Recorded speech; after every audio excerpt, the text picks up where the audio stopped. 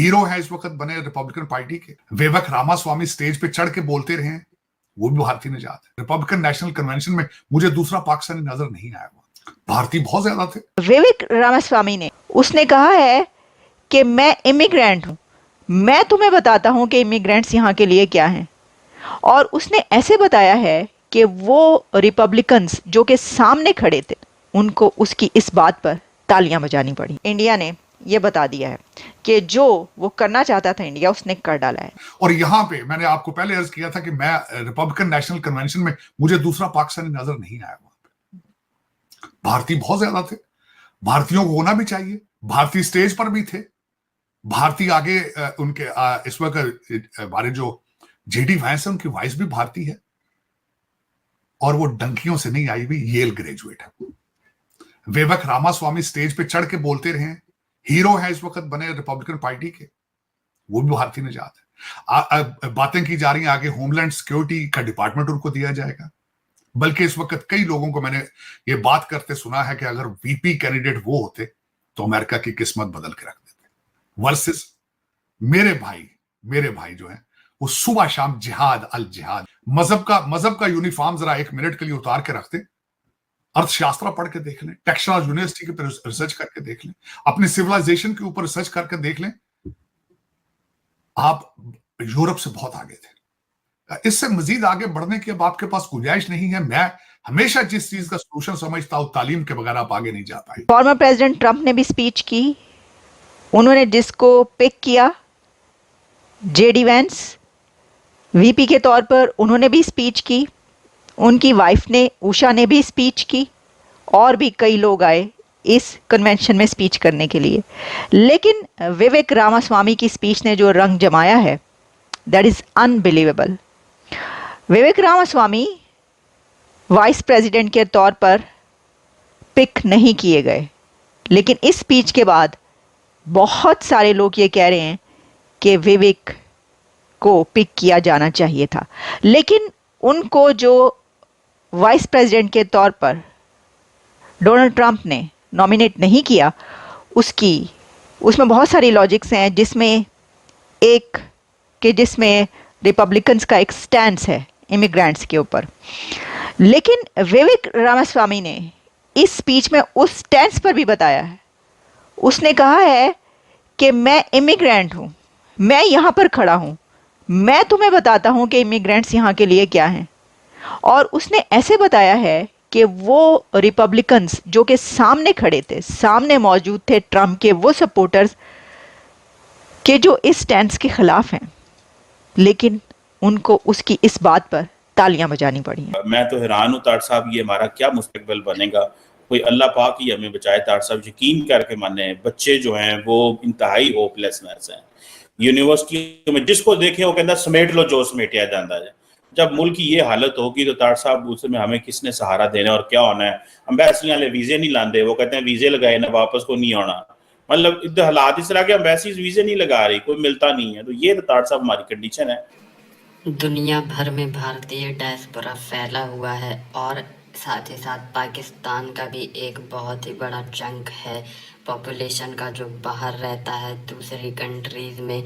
और इसी वजह से कई बार इंडिया और पाकिस्तान के डायस्पोरा को कंपेयर किया जाने लगता है, लेकिन असली बात ये है कि दोनों का कोई कंपैरिजन नहीं बनता, क्योंकि भारत से जो भी बाहर जाता है वो बेटर अपॉर्चुनिटी के लिए अच्छी डिग्री और अच्छी एजुकेशन लेके जाता है, जबकि दूसरी तरफ पाकिस्तानी डंकी लगा कर जाते हैं, इलीगली जाते हैं और जिस भी देश में जाते हैं वहाँ काफ़ी लॉ एंड ऑर्डर की सिचुएशन पैदा कर देते हैं, लोगों को कन्वर्ट करने की कोशिश करते हैं। जबकि दूसरी तरफ जो भारतीय लोग हैं वो जिस भी कंट्री में जाते हैं वहाँ पर इकॉनमी में अपना कंट्रीब्यूशन देते हैं और बहुत ही अच्छी तरह से घुल मिल जाते हैं, जेल हो जाते हैं, जिसकी वजह से उनकी बहुत ज़्यादा रिस्पेक्ट भी होती है। और यही देखने को मिला अमेरिका के अंदर डोनाल्ड ट्रंप की एक रैली में, जहाँ पे बहुत सारे भारतीय थे लेकिन पाकिस्तानियों का कोई नाम और निशान नहीं था। और इसी चीज़ को लेकर पाकिस्तानी मीडिया रो रही है।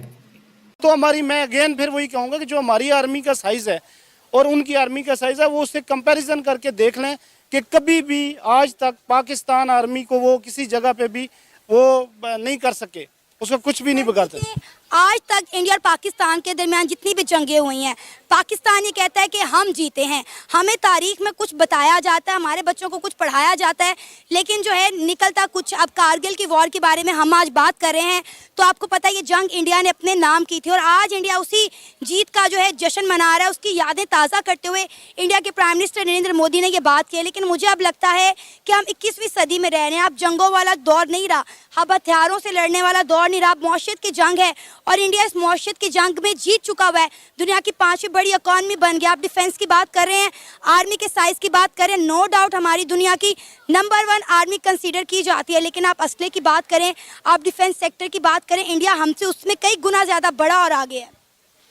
देखें जो कारगिल का एरिया है ना, वहाँ पे जो जंग है, वहाँ पे जंग जीतना या ना जीतना, वहाँ जो एरिया देखें जो लोग जंग लड़ते हैं, जो पाकिस्तान आर्मी, हम जानते हैं कि जंग कैसे की जाती है और किस एरिया में कैसे लड़ी जाती है। किसी की टेरिटरी के अंदर जाना ये इतना आसान नहीं होता, वो सारा एरिया। और दूसरा वो है कि जो आपने की कि वो एक जो है ना मुतनाज़ा एरिया है, वो इंडिया का नहीं है।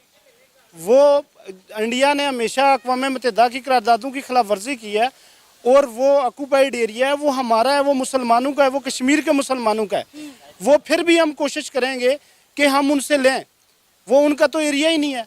वो कैसे लेंगे मुझे आप ये बताएं। आप बात करें जम्मू कश्मीर की, इंडिया ने रिसेंटली अपना जो है 2024 का बजट जो है वो अनाउंस किया। इंडिया ने 42,000 करोड़ का बजट जो है वो एलोकेट किया है जम्मू कश्मीर को। देखें जो उसकी जितनी उसकी बड़ी इकानमी है, जितने उसके रिसोर्स हैं, वो उस हिसाब से करेगा। जो हमारी इकानमी है, हम अपनी इकानमी के हिसाब से अपने रिसोर्स के अंदर रह के अपने मुल्क के लिए कुछ करते हैं। हम कश्मीर को क्या दे रहे हैं ना, आपने बात की कश्मीर की, मुझे ये बताएं इंडिया ने तो 42,000 करोड़ का बजट अनाउंस कर दिया और हम तो 2 से 3 बिलियन डॉलर के लिए जो IMF के तरले मिन्नतें करते हैं और जम्मू कश्मीर के प्राइम मिनिस्टर अक्सर रोते हुए आते हैं कि जो बजट हमारे लिए अनाउंस किया जाता है वो पूरा हम तक पहुंच ही नहीं पाता। एक प्रोटेस्ट किया ना, सड़कों पर निकल आए, 5 से 6 दिन आपने देखा आज़ाद कश्मीर जो है मैदान जंग के मनाजिर पेश कर रहा था। उनके पूरे के पूरे जो अवाम है वो सड़कों पर निकल आई, मजबूरन जो है वो गवर्नमेंट को उनकी बात माननी पड़ी, बिजली का यूनिट कम करना पड़ा, गंदों में सब्सिडी देनी पड़ी। देखें फिर ऐसे तो होता है, अपने हक के लिए बाहर तो निकलना पड़ता है। देखें किसी भी मुल्क के अंदर, दुनिया में किसी भी जगह आप चले जाएं, जब गवर्नमेंट के अंदर मसाइल होते हैं, जब गवर्नमेंट बाज़ दफ़ा हुकूमतें भी करप्ट आ जाती हैं, जब उनके हालात ठीक नहीं होते तो वो अपने जो है ना किए करते का बर्डन अवाम पे डालते हैं। तो जब अवाम बाहर निकलती है तो फिर वो मजबूरन उनको बैकफुट पे आना पड़ता है। क्या आप एज अ पाकिस्तानी चाहते हैं कि इंडिया और पाकिस्तान के दरमियान ये जो भी मामलात हैं ये अब ख़त्म हो जाने चाहिए? 77 साल गुजर चुके हैं, दोनों मुल्कों के दरमियान इस तरह के मामलात जो है पेश आ रहे हैं। अब इंडिया और पाकिस्तान दोनों को जो है वो सॉफ्ट नोट पर बात ख़त्म करनी चाहिए।